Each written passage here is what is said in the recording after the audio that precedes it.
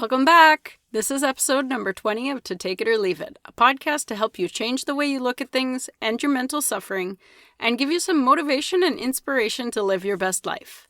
I'm so glad you're here. I'm Val Poirier, and I'm your host. If you haven't done so yet, please hit that subscribe button so you never miss another episode. Today's topic is 7 Habits for Growth, Part 1. Why is growth important?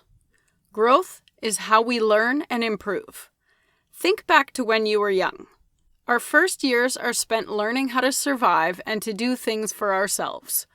Walking, eating, brushing our teeth, you name it. The more we learn, the more independent we became. For some people, growth doesn't continue into their adult lives, but personal growth is meant to be a way of life. Tony Robbins says, if you are not growing, you are dying. Personal growth means learning from your lessons and other people's lessons. If you do something wrong, you learn what's right, and the next time that thing comes up, you do the right thing. Learning what's good for you and what's bad for you. And just becoming a better person for yourself and for others around you. There are so many things you can't control in your life, but your growth is not one of them. You can set yourself up to experience the kind of growth you need in order to meet the next version of yourself and create the kind of life you've always wanted. But you gotta do it on purpose. I'm gonna walk you through the first 3 habits for growth this week. Number 1, doing healing work. This can be some of the hardest work you ever do, but the most rewarding. Healing work can involve physical, mental, emotional, social, and spiritual work. Healing is about restoring your wholeness and living a balanced life. The first step to this is self-awareness. You can't heal something unless you know about it. It's like the illness you find out you have. You couldn't begin to heal from it until you knew it existed. How did you find out about it?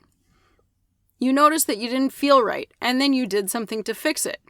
Maybe you heard that how you felt wasn't necessary and could be changed to something that feels better. Sometimes that means rest and recovery.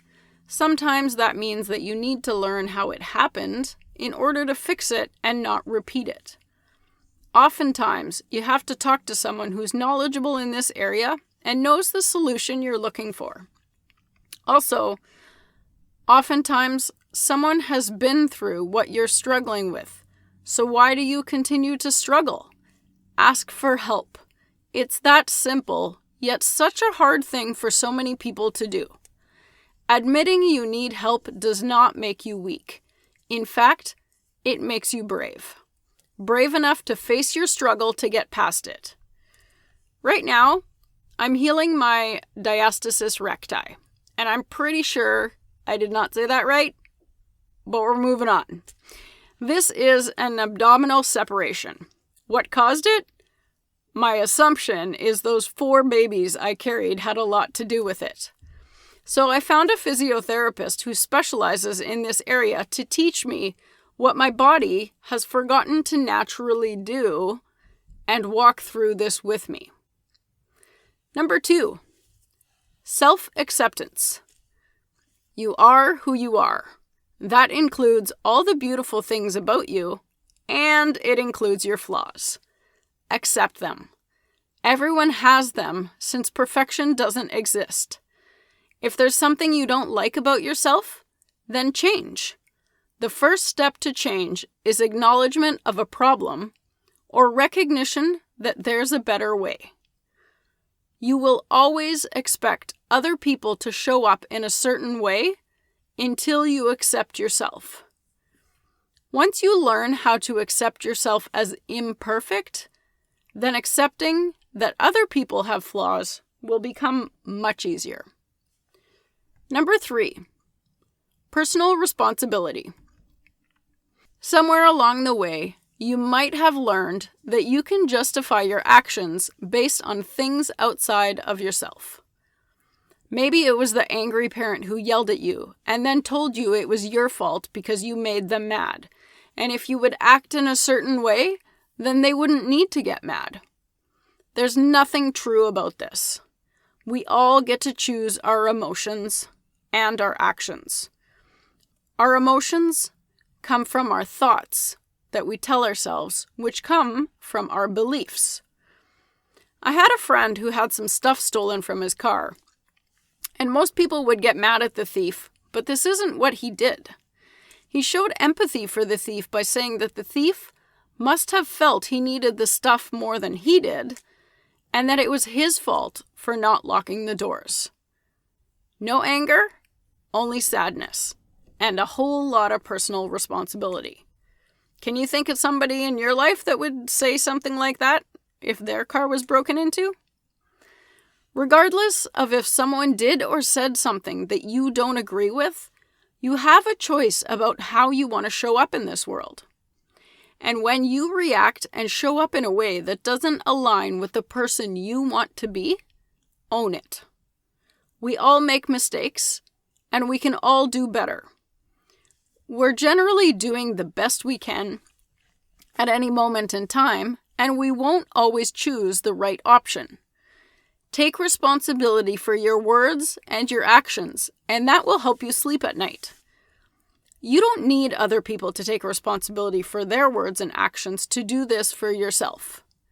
Yes, you may feel hurt or sad, but you can't control if other people want to take responsibility for themselves. You can only control yourself.